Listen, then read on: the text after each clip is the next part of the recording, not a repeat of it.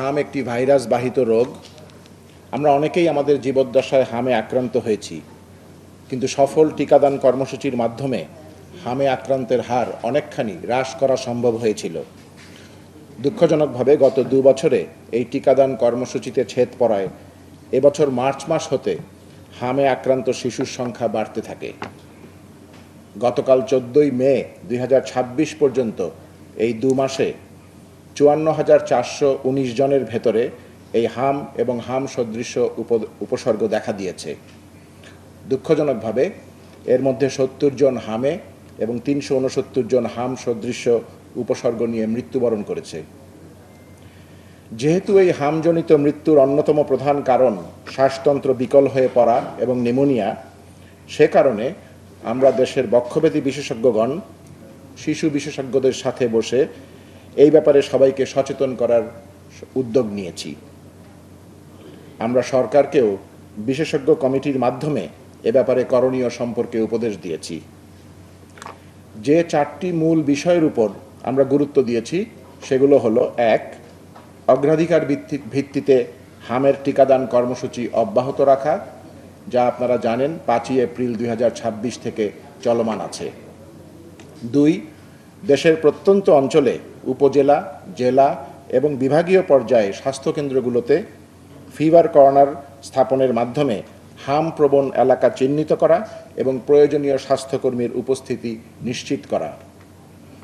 3, হামের চিকিৎসায় বিশ্ব স্বাস্থ্য সংস্থা অনুমোদিত একটি চিকিৎসা নির্দেশিকা বা ট্রিটমেন্ট গাইডলাইন্স প্রত্যন্ত অঞ্চলের চিকিৎসক সহ সব স্বাস্থ্যকর্মীর কাছে পৌঁছে দেওয়া।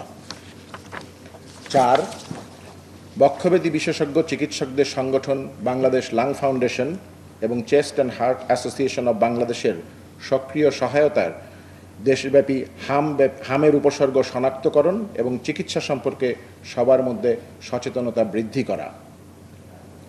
সরকারি উদ্যোগের পাশাপাশি আমরা চিকিৎসকরা বিভিন্ন স্বাস্থ্যকর্মীদের সহায়তায় সারা দেশের প্রত্যন্ত অঞ্চলে হামের প্রাথমিক চিকিৎসা দিয়ে যাচ্ছি। আমরা ব্যাপক ভিত্তিতে সারা দেশব্যাপী জনসচেতনামূলক কার্যক্রম শুরুরও পরিকল্পনা করেছি।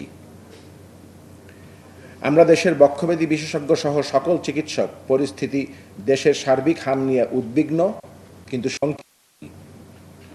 আপনারা সংবাদের মাধ্যমে বা সামাজিক যোগাযোগ মাধ্যমে অনেক সময় বিভিন্ন তথ্য পেয়ে থাকেন।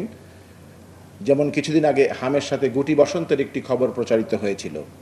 অনুসন্ধানের মাধ্যমে আমরা নিশ্চিত হয়েছি যে সেটা ছিল জলবসন্তের একটি সহ সংক্রমণ, কো-ইনফেকশন।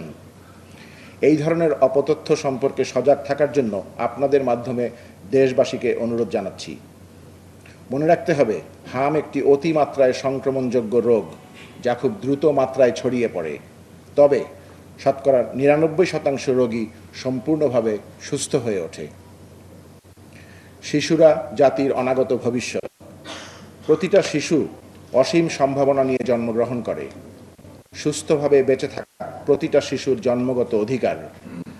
যে কোনো শিশুর মৃত্যু শুধু তার পরিবারের জন্য নয়, সমগ্র জাতির জন্য এক অপূরণীয় ক্ষতি। ইনশাআল্লাহ আমরা আমাদের সামগ্রিক প্রচেষ্টার মাধ্যমে হামে আক্রান্ত রোগীর সংখ্যা ন্যূনতম পর্যায়ে কমিয়ে এবং নামিয়ে আনতে সক্ষম হব এবং যারা ইতিমধ্যে হামে আক্রান্ত হয়েছে তাদের মুখে হাসি ফুটিয়ে সুস্থ করে তুলতে পারব।